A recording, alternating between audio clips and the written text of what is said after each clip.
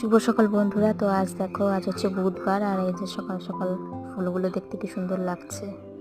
আর এই যে ঠাকুরের সমস্ত থালা বাসন মেজে ধুয়ে রেখেছি তুলসী তলায়।